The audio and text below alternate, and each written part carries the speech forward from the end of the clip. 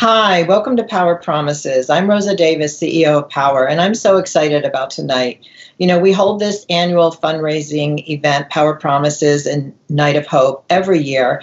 And this year with COVID-19, we started to postpone it. Actually, we did postpone it and then rethought it because what we know is recovery can't be postponed. So our talented development team went to work and thought of a creative way to bring Power Promises to you. So while we don't have the dinner and the auction and the raffles, there'll be lots of opportunities for you to donate, and we hope you will. Just click on the link below in the description and you'll be able to make a contribution. So thank you so much for being with us. One of the things I want you to know is that in the midst of a global pandemic, Power continued to provide services to the women and men who need us. Thanks to the commitment, compassion, and flexibility of the staff, board, and volunteers, and of course some new technology, we've been able to keep treating our clients and providing life-saving care during this critical time. And this event will help raise funds so that we can continue to do that. So I'm grateful to everyone who's helped make this possible, all of our donors, our sponsors, our friends, our supporters, and a special thanks goes out to our lead sponsors, Sherry Goldstein and the Square Cafe, Robert Levin and Dr. Carrie Braun, and Highmark Blue Cross Blue Shield and Allegheny Health Network. Thank you so much for setting the pace. Another special thanks goes out to Rick Nickel. He is the founder of Pittsburgh Modular Synthesizers, and he's the one streaming this for us. So we wouldn't be able to bring this to you without him. So thank you so much, Rick. So tonight, you're going to have an opportunity to see firsthand the work that we do at Power. We're going to take you inside Power, and you're going to meet some of the people that help do the work. But most importantly, you're going to hear the inspiring stories of some Power alums, because that is the most important thing about this event, raising money, but raising awareness, letting you know we're here, and letting you know that recovery is possible and there is hope with treatment. So thank you. Stay tuned. We're going to kick it off now to Brenda, one of my BFFs, who's going to get us started. Thanks so much.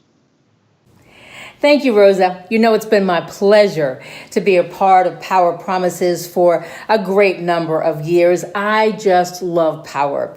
I love the staff. I love the clients. And although we can't be together like we usually are, you're still going to hear those life-changing stories for a very special night. But first, we'd like to show you Powerhouse. Now, usually we take visitors and guests on tours of Powerhouse, but tonight we're bringing the tour to you. Hi, my name is Darby Testa, and I'm the manager at Powerhouse, which is a 26-bed licensed residential treatment facility for women who are in early recovery from addiction. We currently have 25 women living here, and they'll stay up to 6 months. We'll assist them with case management, including finding safe and sober living for after their completion of the program, and also connect them to the recovery community outside of our walls. The term halfway house refers to the way the women are halfway here and halfway out in the community. They're living here at Powerhouse, but they're working on their skills and support so that they can go out into the community in a way that's safe for them and will help them to sustain recovery over time. Since COVID-19, visitors are restricted from the house and activities are much more limited. It's been difficult because the women cannot see their families or their children face to face, and a lot of the structure and routine they've put in place to sustain their recovery has had to change. But like the rest of us, they are adjusting, and we are so grateful for the women who chose to stay here and work on their recovery even during this time. We can't introduce you to clients, but what we can do is take you inside Powerhouse so you can see the facility and what a day in the life here looks like. Hi, I'm Dr. Leslie Slagle, COO of Power. Welcome to the Powerhouse. We're excited to show you what a day looks like for the clients who reside here. This is the first stop for all visitors. Clients are greeted and staff helps them get settled in. It is here they receive a key to their bedroom, and they are usually thrilled because they get to have their own room and they don't have to share. A day at the Powerhouse begins here at 6 a.m. Each room has a sink and is comfortably furnished. Every room is a little different, but all of them are designed to be warm, welcoming, and peaceful. At Power, our care is trauma-informed. We understand in order to treat the individual, you have to look at the whole person. So everything we do here at Power, we do through a trauma lens. For example, each night, the recovery support staff check on the women. And as you can see on the door, hangs how they would like to be checked on. In this particular case, this woman would like you to knock before entering. However, that could be triggering for some, and they would rather you just enter without knocking and checking on them. From 6 a.m. to 7, the women eat breakfast and get their medications. I'd like to introduce to you Tracy Quaiser, our registered nurse and lead health advocate. Hello, I work with Power. I work with the mentors, and I also work at the Powerhouse to help our clients to assist them with their medication needs, any questions they have regarding their medication, side effects. Powerhouse and all our modalities offer MAT, which is medicated assisted treatment. MAT is an evidence-based practice. Clients who engage in MAT are sustained in recovery longer. They refrain from illicit drug use and criminal activity. Clients who are pregnant with a substance use disorder show that the baby has better outcomes. Also, clients who engage in MAT have better chance of gaining employment and retaining employment. From 7 to 8 in the Great Hall, the women have peer-led meditation, or they take a walk in the community, or they can do both. It's a peaceful time focused on self-care before they begin structured programming. At 9 a.m., the women do their chores. They are responsible for keeping the house neat and clean. After chores, the women participate in group therapy in the Great Hall. Other programming also happens here, like life skills classes, education groups, and peer support. The women can also interact virtually with volunteers on the TV and participate in things like self-defense, Reiki, game night, and more. This is Anna. She's a Pulse Fellow, and she is responsible for coordinating all of those activities. Power has long recognized the link between art and healing, and some of the women participate in our Artist in Residence program. A teaching artist, Amber Coppings, works with the women to create art through various mediums as a way to build confidence, relieve stress, and develop a new outlet for self-expression. We have art hanging and pillows that the women have created throughout the house. This building was originally a convent, and when the Stations of the Cross were removed, a local artist created stained glass windows to depict a woman's journey through recovery. For the women here, it is a beautiful reminder of what is possible. After lunch, the women participate in different activities depending upon where they are in their recovery. All of the clients participate in group and individual therapy. This is Sage, our lead clinician, to talk a little bit about the therapy women experience.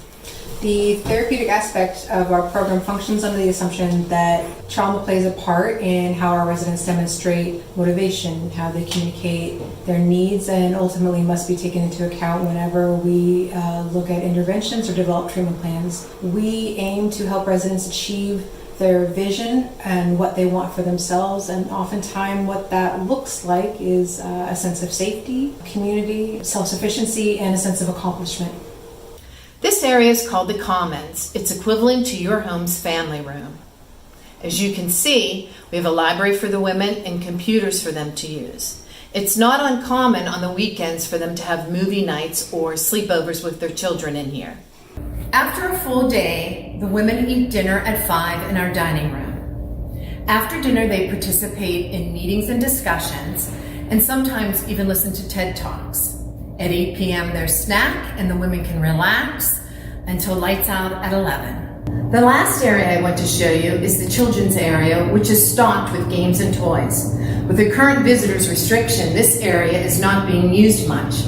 Normally, we have children visiting their moms, and they can even have weekend sleepovers. Power knows that providing a woman with the tools to achieve complete health and wellness has a profound impact on the lives of those who depend on her. In Pennsylvania, parental substance use is the #1 reason children are removed from their families and placed in foster care.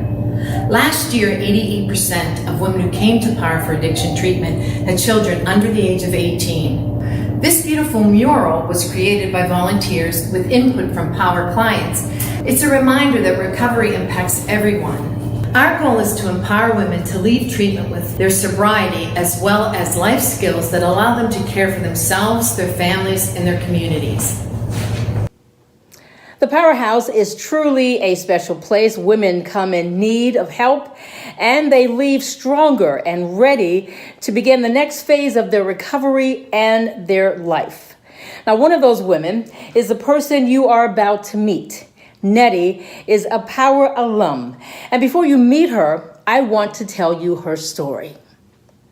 When Nettie's little girl, Daisy, was 2 years old, she was killed in a tragic accident. Nettie's friend ran over Daisy in a driveway. In the hospital that night, Nettie was given a Valium, and she decided that medication might help her bear her unbearable pain. It was the beginning of 20 years of active addiction. Like many people caught up in the current opioid epidemic, Nettie's drug use began with prescription medication, Valium, then OxyContin. At first, the drugs helped dull her grief. Eventually, though, they did not.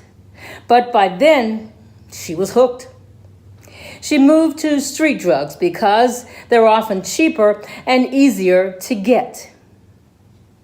For 15 years, Nettie used heroin daily.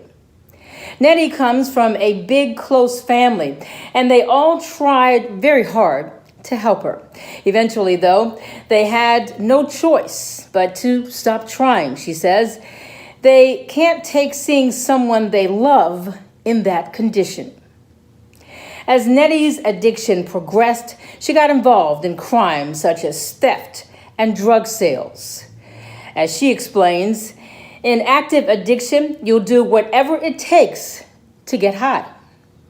She was often arrested and spent almost 10 cumulative years in jail. When her youngest child, a boy, was born, she took care of him for 21 months. Then she was sentenced to yet another term in jail, and her son was removed from her custody. She went through a few programs and tried many times to stop using, but she was not successful. Until, that is, Nettie was referred to the Powerhouse. Power and my time there is what changed my way of thinking. It taught me, how to believe in myself. I had so much support there and individualized therapy, and the staff was just amazing. And I truly felt for the first time in 20 years that there were people that believed that I could do this. At first, I was not very happy about it because I knew it was going to be 6 months more on top of all the time that I had been gone away from my child. And I was very reluctant, and I was very much not going to do this, you know what I mean? I still had a lot of that thinking in me. And, I got to work with just amazing people, and then as I started mimicking my friend's behavior, the one, I really looked up to her, and I wanted that happiness, and I just wanted to have that level of serenity and calm. And I just started mimicking her behavior, and as I did, wonderful things would happen. And then I wasn't willing to lose those wonderful things. I did big things. I had a CYS case open that I got closed. I thought I was going to lose my child. They were in the process of changing the goal to adoption. I just worked hard, and I had all the support of Power. Anytime anything ever happened, someone there was with me, I learned to lean on women. That was something that I had not really experienced in my life. I built a group of women that today there's, 5 really, really strong friendships that I can call anytime, night or day, Power gave me the tools to be able to look outward to the things that I needed. I needed additional trauma counseling. I went and did all kinds of therapy, and then they helped me start caring about myself. I did everything from getting my teeth fixed to curing my Hep C to, straightening out my license. So now that I have a license in a car, I had a great job. I graduated a month early as a 4, and getting to 4 was basically doing the last bit of work on yourself. I had to do a relationship history. It wasn't something I was happy about. You don't want to face the damage that you've done to the people in your life. I wanted to know that I did everything that I could to make sure that I was going to succeed. I worked really hard to graduate as a 4. It was important to me to be able to take it all the way, the whole distance. And I loved it there. I loved it there. I can't emphasize enough how important it is to me to work with women in recovery. I started taking certified recovery support specialist classes so that I could be like Miss Kathy, the RSS from Power. She really influenced my life, and Miss Kathy could relate to me. You know what I mean? She'd been there, she'd lived the life, she also pulled herself out. I want to be that person for another woman. Same with like taking women from Power to meetings. The women that did that for me are still in my life today. I feel great about my future. I'm partially enrolled back at CCAC, but I'm full-time at the program for offenders, so I'm able to be there and work with women on a daily basis and get paid for it, so that's cool. And I feel great. I feel like I've met so many positive people and, people who can really help me go different places, and I don't know, I truly believe that I will be successful whatever I choose to do, so. I'm grateful. I'm grateful for the program of Power. I'm grateful for the people I met there, for the opportunity to be able to go back and take women to meetings, go and speak at the places that like I lived at, and now it's like I try every day to make a difference in someone's life. And but that's because Power showed me how to work on like my spiritual principles along with NA, because I never thought I could ever get 3 years clean after losing my daughter. I've rebuilt connections with my family that I had lost completely. I left a lot of wreckage, and I spend every day trying to better myself. And I learned all of that from my time at Power. Today, Nettie is working full-time, going to school part-time, and living with her boyfriend and her son. In 4 days, she will have exactly 3 years in recovery. We applaud you, Nettie, and we are so proud of you. Thank you for sharing your story. Now, Nettie is one example of the thousands of women who have been helped by Power over the years. When you give a donation to Power, you are working to support women just like Nettie, women who have been through so much and worked so hard to rebuild their lives. Addiction is a disease, and like any other disease, a person needs treatment. And Power provides that kind of treatment, but they cannot do it alone. Please help by making a donation today at the link in the video description. We thank you so much. Well, hello, everyone. My name is Jared, and I am very privileged to share my support and give my thanks to Power and all the wonderful things that they do to help folks on their journey to sobriety. See, I send this as a pastor over our addiction recovery ministry, but I don't primarily send this as a pastor. I primarily send this video as a son. Around 20 years ago, my mom had to stay at Power. I remember as a little boy running around the halls of Power visiting my mom as she is struggling and fighting for her sobriety. Power played such a crucial role in her journey in experiencing some victory in her battle with addiction. So I am so grateful for Power, not just because, that they help people on this journey. I mean, today, in a very real sense, my kids get to have a relationship with their grandmother, who they call Nunny.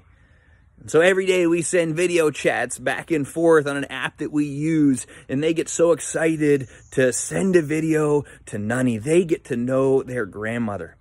I get to have a relationship with my mother, and so much of that is in thanks to Power. So grateful, and thank you, Power, for all that you do in helping women on their journey to sobriety.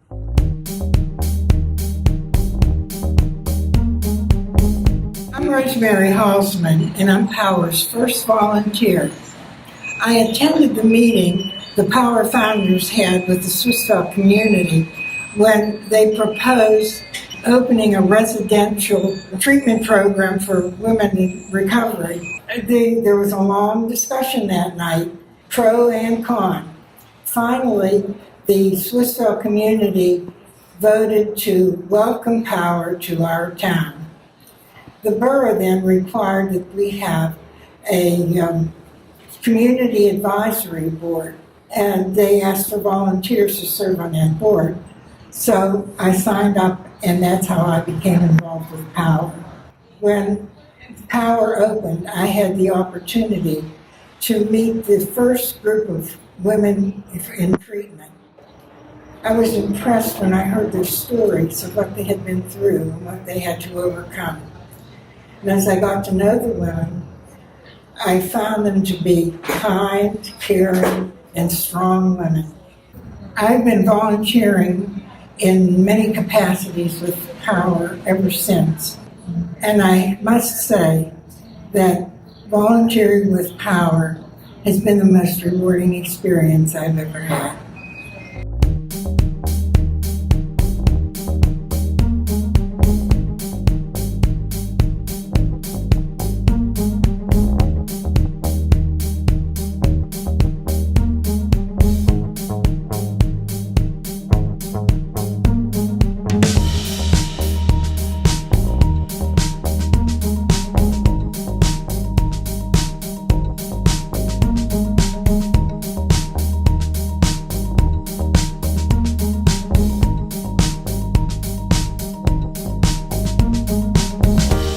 Hi everyone, I'm Tom Murphy and I've been involved with Power since the very beginning.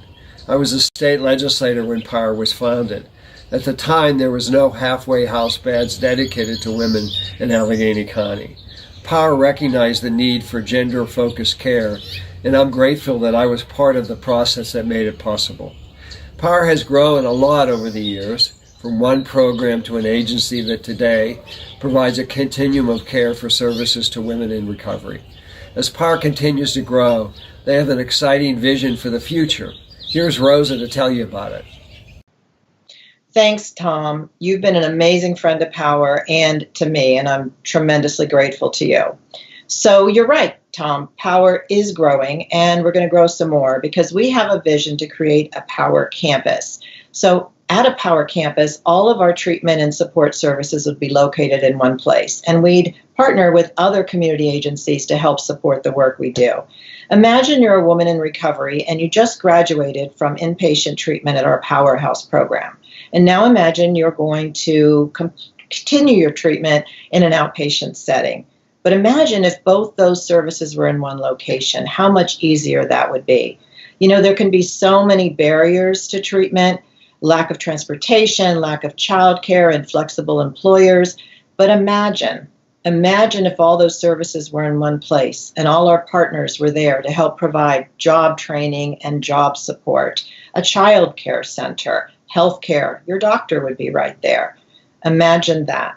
So you're going to hear more about the Power Campus in the coming months, and so please stay tuned. Thanks, Rosa.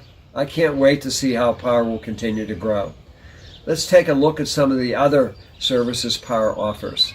Meet Lori Fell, the manager for Power's new day outpatient program, to learn about the counseling services being offered there. I'm Lori Fell, and I'm the program manager for Power New Day Outpatient Program. Women can come to us and see an individual therapist for individual therapy, and they also can join us for intensive outpatient, which is 3 hours a day, 3 days a week. Most of our women have had some trauma in their lives, whether it was from childhood abuse, neglect, sexual abuse, or a lot of our women are survivors of sexual assault and the trauma that just comes from living with an addiction in terms of violence and the level of poverty that they've lived in and lived through. There's just the theme of trauma just runs through everybody's course of treatment. And so one of the things that therapy helps with is kind of getting some resolution to some of those traumatic memories and traumatic events in their life so that they can let go of those and move into recovery. It used to be, years and years ago, that you went to a drug and alcohol therapist if you had a drug and alcohol issue, and you went to a mental health therapist if you had a mental health issue. Now, thankfully, we can treat women at the same time. So it's a much more holistic approach to looking at the person. Group has always been and long been the most traditional successful treatment for women in recovery. It breaks the cycle of isolations because so much of addiction for women especially, there's a lot of shame attached to their use. Coming into a group of people who all share similar stories and similar backgrounds and similar traumatic histories really is helpful to have that sense of I'm not alone. The other thing that happens in group therapy is that progress happens more quickly, because if you're witness to somebody else's change, you're more likely to try different things yourself because you see someone getting well in front of you. One of the groups that we have that the women really look forward to in intensive outpatient is our expressive arts group that happens once a week. They have a 2-hour art therapy group that is facilitated by an art therapist who's also a music therapist. So she combines both music therapy and art therapy to give the women a chance to express feelings and express emotions through an artistic medium. So it really is very helpful, and the women really look forward to it. We take referrals from Powerhouse when women are ready to leave the Powerhouse.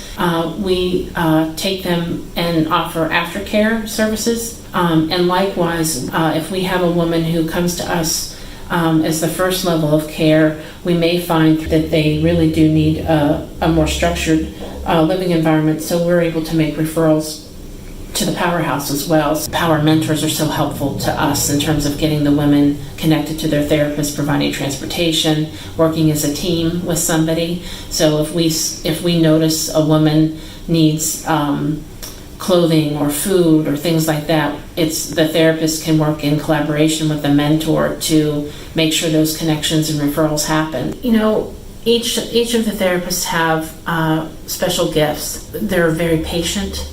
They're very women-centered. They're very gifted in terms of their knowledge about trauma and recovery, and they care. Hi, I'm Rachel Perlick. I'm a therapist in Power's outpatient program. These are a few of my coworkers. This is this is Harper, and this is Hudson.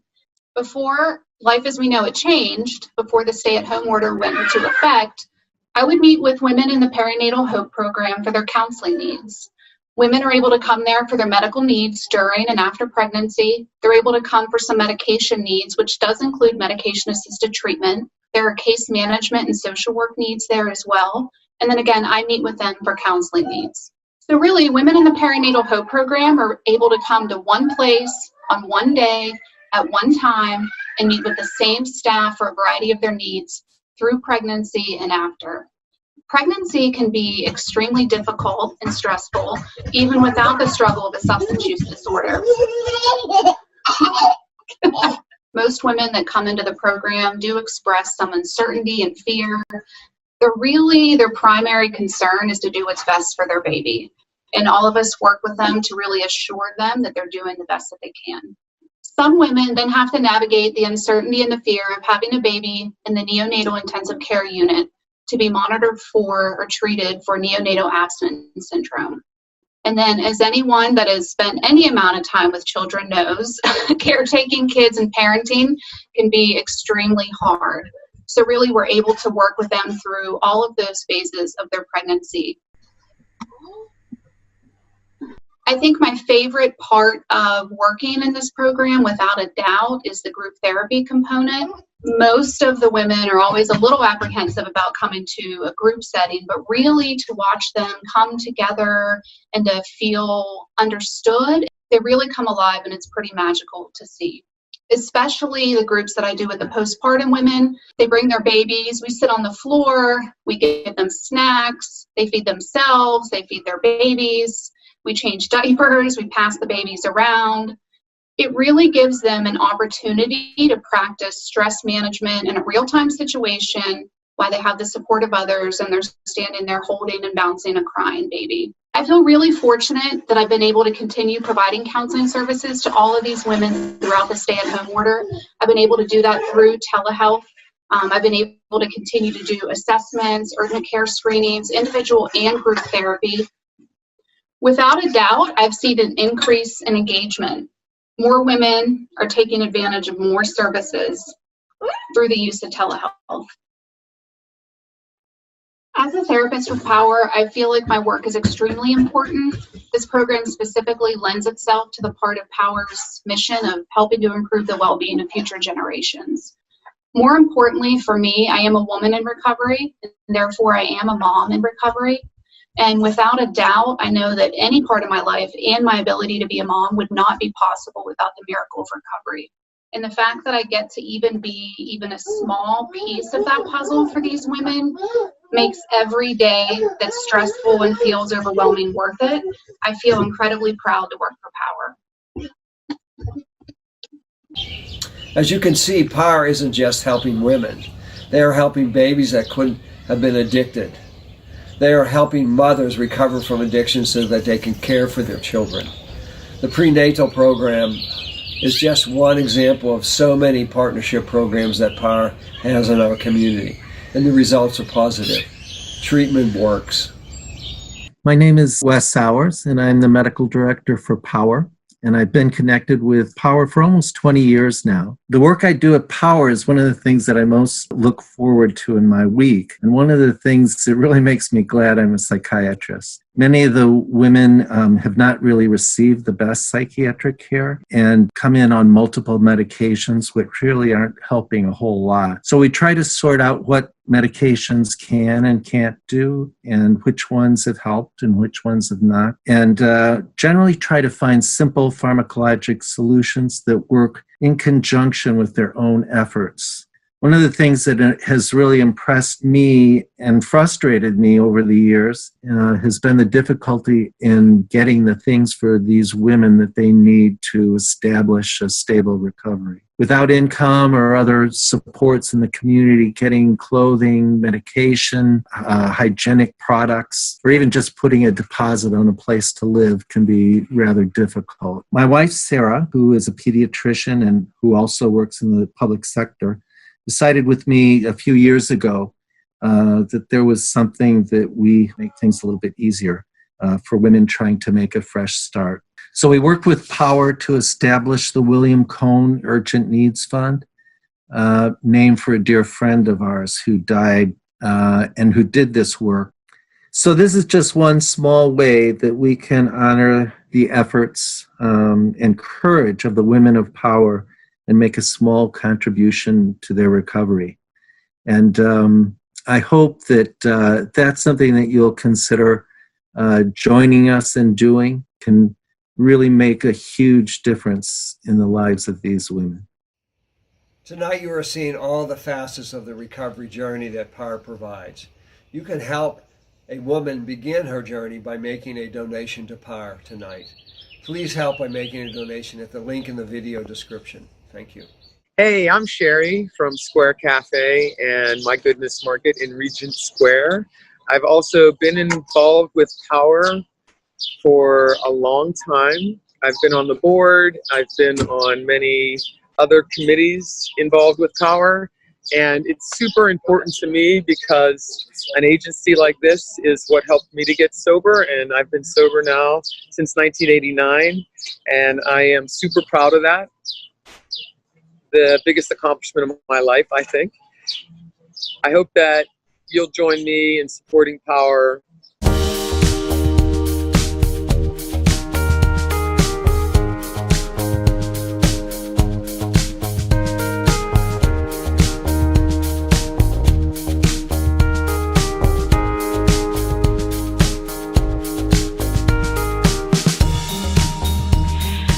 Hi, and good evening, and thank you for joining us for Power Promises. I'm Kara Sapaida. In a minute, I'm going to introduce you to a Power alum.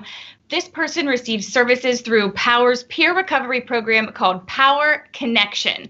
But first, I want you to hear from Lisa Penn, manager for this program. Lisa is going to explain what it means to have a Power mentor and the special thing that is required to be a Power mentor. Lisa.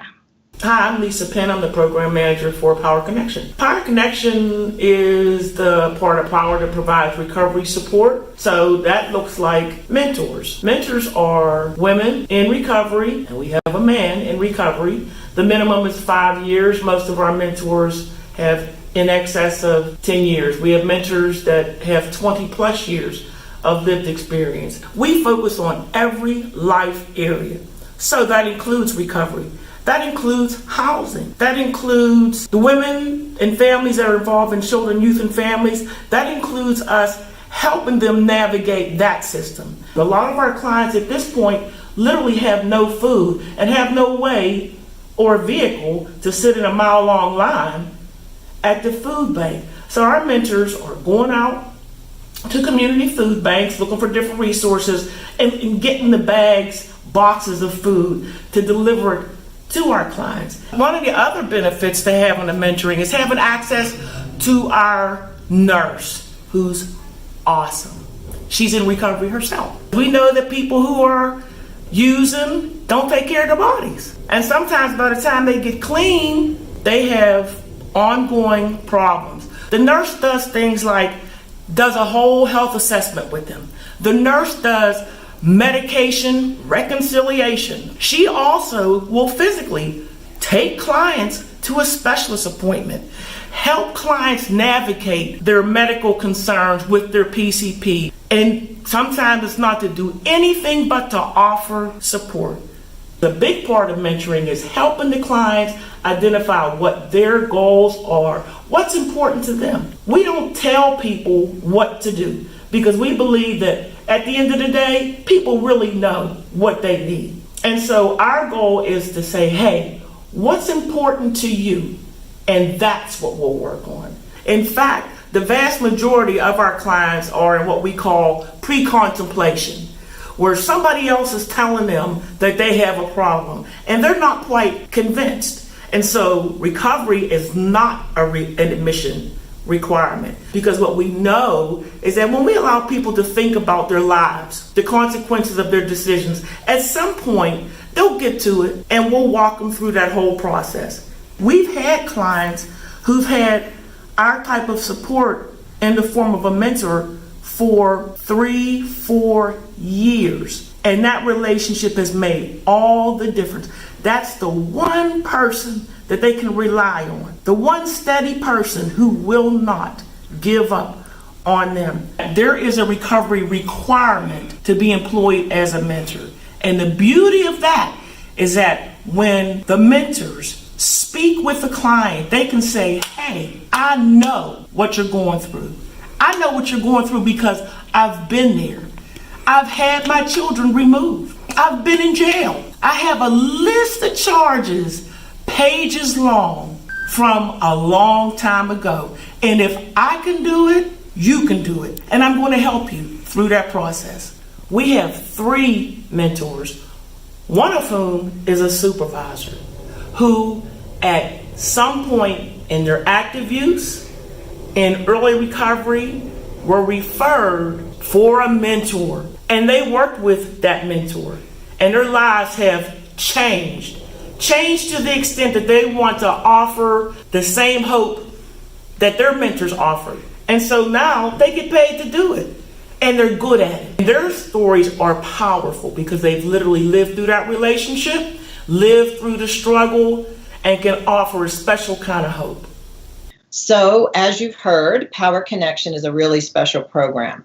But there's something a little different about the Power Connection program and the mentoring services that we offer. We offer them to men as well as women. So a few years ago, our county's child welfare program, Children, Youth, and Family Services, also known to many as CYF, approached us and asked if we'd provide the same services to men. So we had to think about it because, as you know, our mission is to provide gender-responsive, trauma-informed care to women. But it didn't take long to figure out that supporting men by providing these important mentoring, peer recovery support services was important. So it's been a few years. We have a couple of male mentors. Of course, we pair a female mentor with women and a male mentor with men. So as our services have evolved, Power Promises has had to evolve. So tonight, for the first time ever, we're going to highlight one of our male alums. You're going to hear a very inspiring story about Raymond. So I'm going to let Kara tell you all about Raymond, and then you'll get to meet him for yourself. Thank you, Rosa. Every Power alum comes with a story of heartbreak, hard work, and triumph. Raymond is no different. Raymond was a lonely little boy because his single mom worked 2 full-time jobs, Raymond was often left home alone. By the time he was in elementary school, he was filling the hole in his life with alcohol. Raymond's mother was a good provider. She made sure she earned enough money to give Raymond every material thing that he needed, but it was at the cost of her presence and her affection. An uncle who watched Raymond for a while gave him a capful of whiskey at night to help him sleep. After that, Raymond was a little boy home alone with a taste for alcohol. At age 10, he started drinking from his mother's liquor bottles and refilling them with water. I grew up fast, Raymond says. At age 13, he smoked his first joint. I thought I'd found the best thing in the world, a way to escape my loneliness. He didn't feel accepted by his mom, but felt that, quote, weed bought me my friends. At 14, he was going with his mother to her night job and tending bar. I saw things there that no 14-year-old should ever see, he said. At 18, he had his own job in a bar, and that's when he started to use cocaine. At 25, he discovered crack and spent most of the next 30 years using that and heroin. Raymond had a career as a chef and later ran a crew cleaning office buildings. I was a functional addict, Raymond said, but I was working just so I could get high. To find drugs, he risked his own safety and the safety of those around him. I never lost the will to be a good person, but I was a slave to drugs. Addiction stole my life, it stole my heart, and it stole my soul. A few times, Raymond stopped using crack and heroin, but there's a difference between being clean and being in recovery, he said. You have to change your whole lifestyle to be in recovery. He didn't learn that until during one of his clean times at Harbor Lights, he called the Power Line, and he asked to get a power mentor. I had actually seen a pamphlet of Power on my desk. I had found out through the grapevine that they were accepting men, and I called the Power Line. At that point in time, I was brand new in the program, and I was trying to put my hands on everything that I needed to succeed in the program.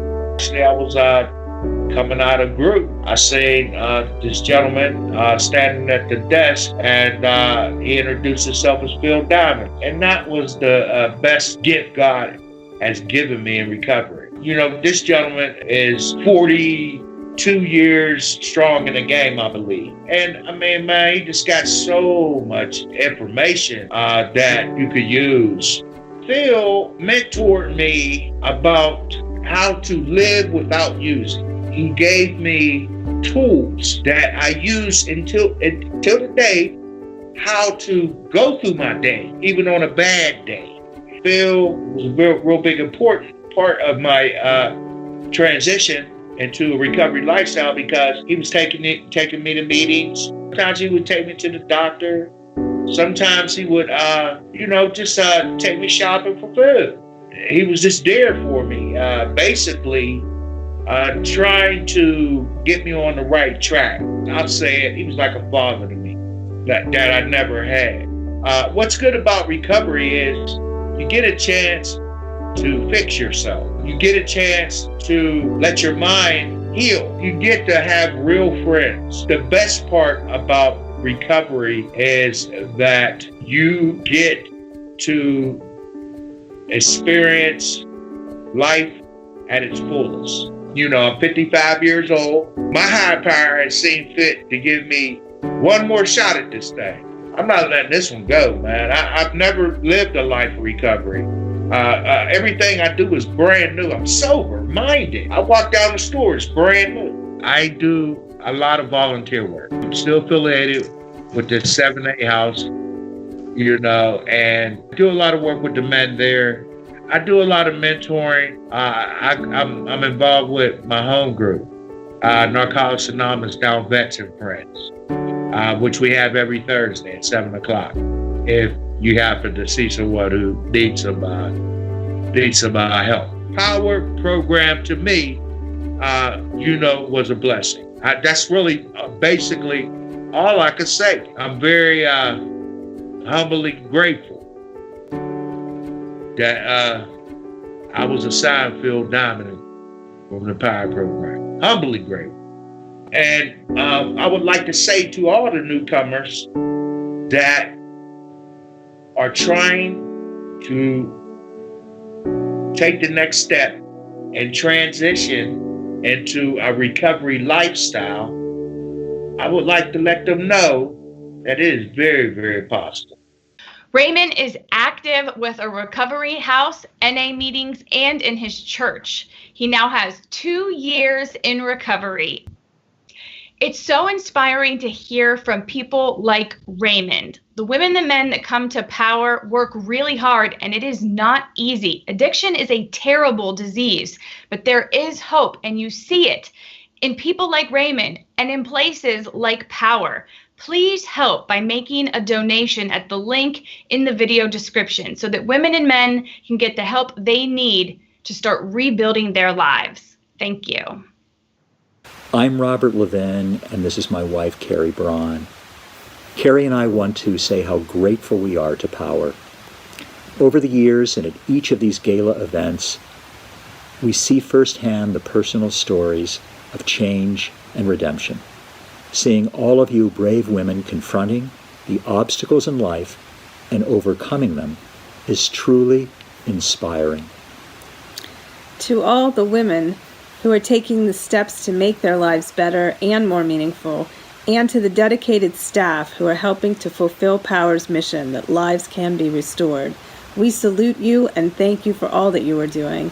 You are a light in our community. Thank you so much. Thank you. Hi, we're Ron Owen and Judy Owen. We're extremely pleased to be able to support Power. Having suffered a tragic loss of our daughter to addiction, we have a special feeling in our hearts for the lives that the Power organization saves every day. Having a shelter where women can remove themselves from the temptations of their everyday life is immeasurable. The staff of Power are unsung heroes. We commend their everyday work, which has a lasting lifetime effect on these women. Keep up the great work.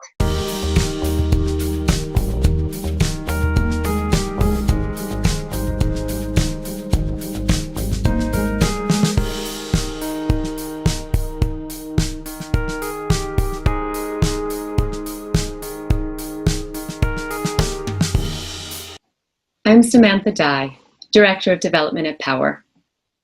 Insurance alone does not cover the cost of treating someone with a substance use disorder, and so that's why we fundraise. It's to cover those gaps so that nobody is ever turned away because they can't afford it. Since Power opened its doors, we've served over 18,000 women and some very good men as well. If you think about that for a minute, 18,000 women that have families. They have parents, siblings, spouses. Many of them have children. Addiction impacts everyone, but so does recovery. When you give a gift to Power, you are making a difference in countless lives. Thank you.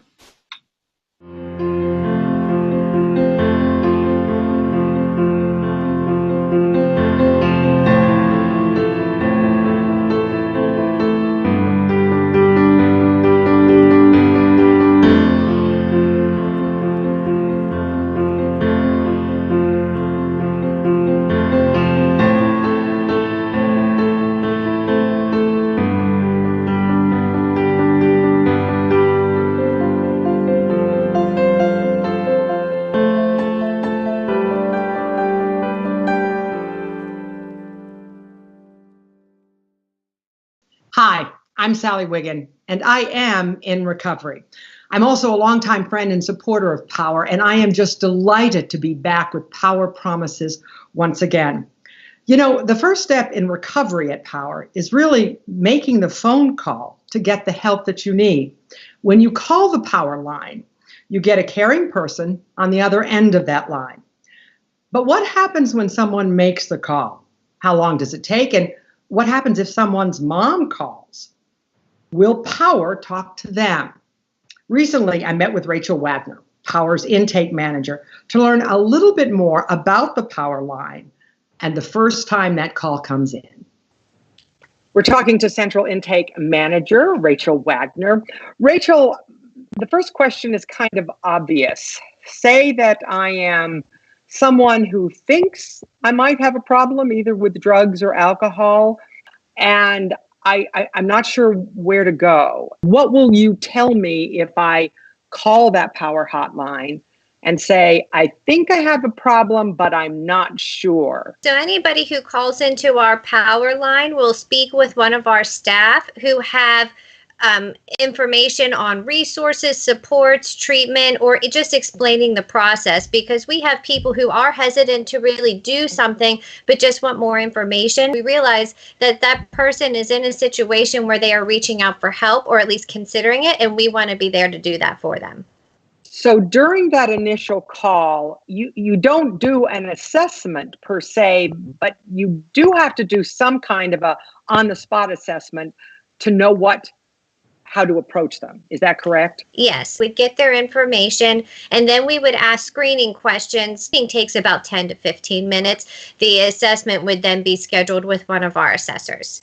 What if the person gives you information that leads you to believe that the situation might be life-threatening? We would reach out to that individual right away to try to assess and get them linked with care. So whether that was going to an emergency room or connecting them with services that could address whatever life-threatening situation there might be.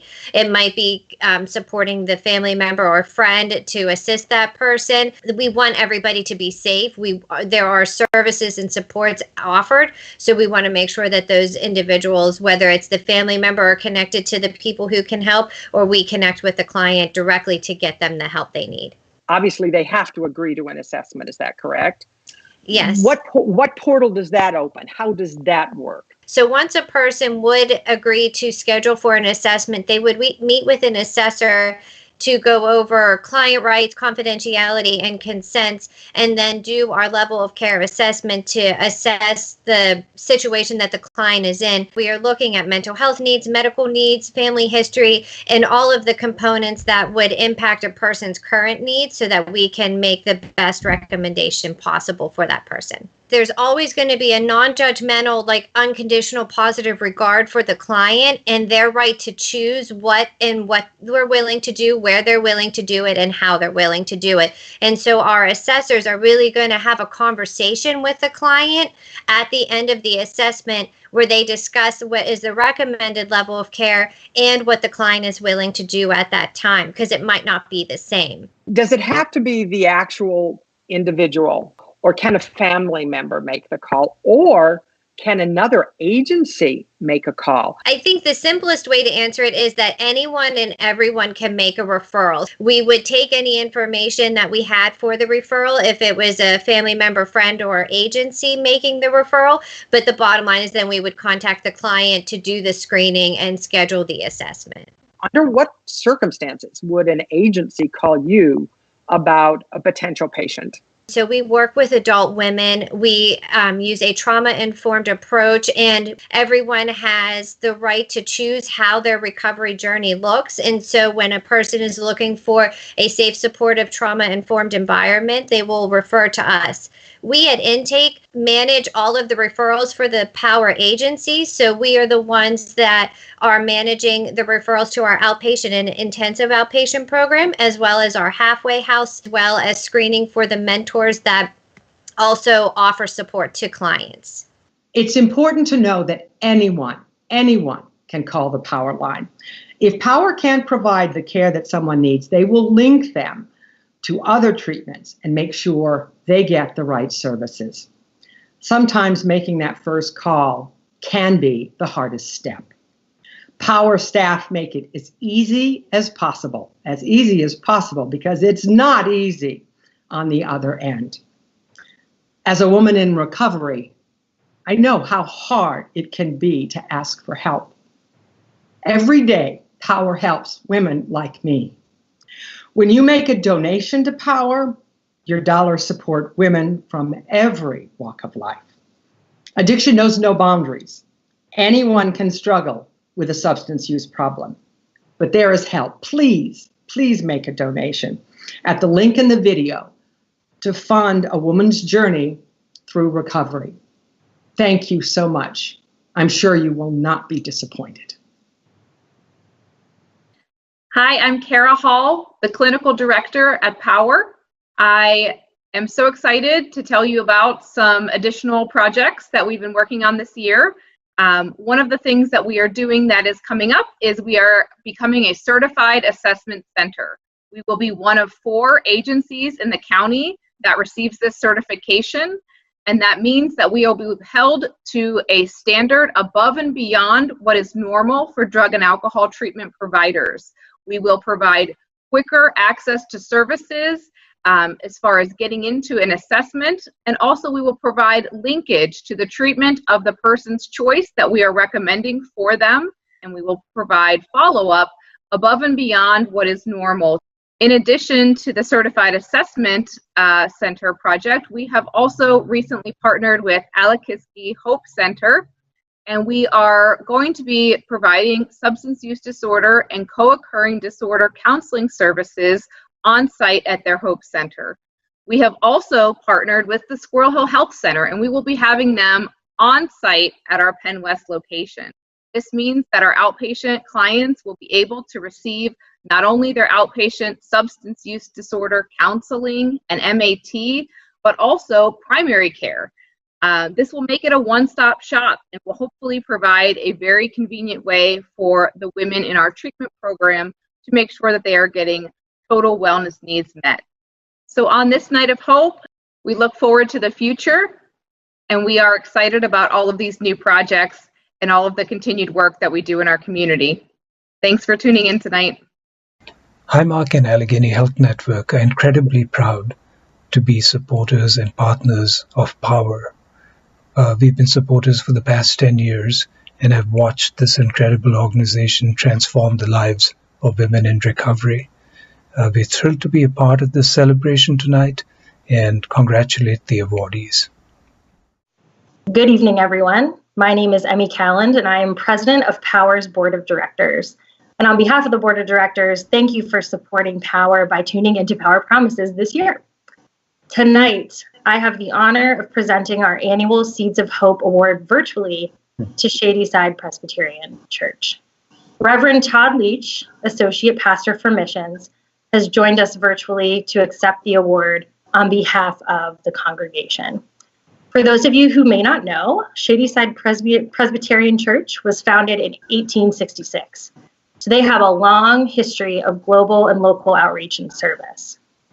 In addition to partnering with Power since 2011, some of the church's other mission outreach efforts have included educating community youth, feeding the homeless, to caring for children who've lost parents, and advocating for better health care.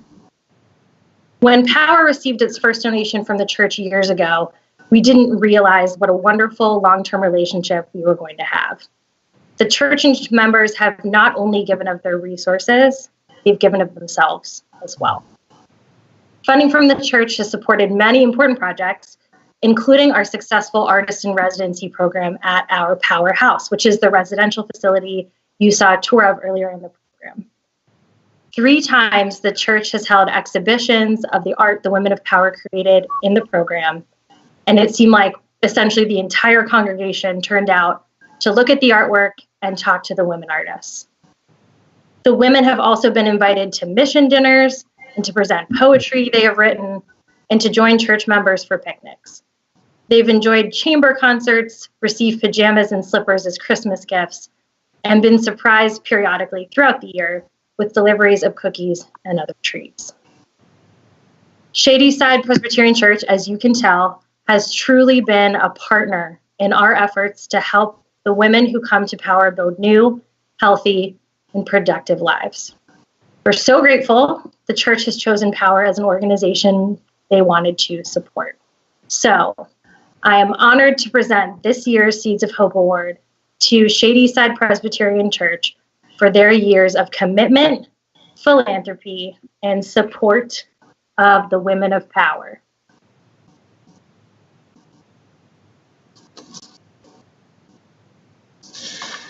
It is with great pleasure I receive this award on behalf of Shadyside Presbyterian Church.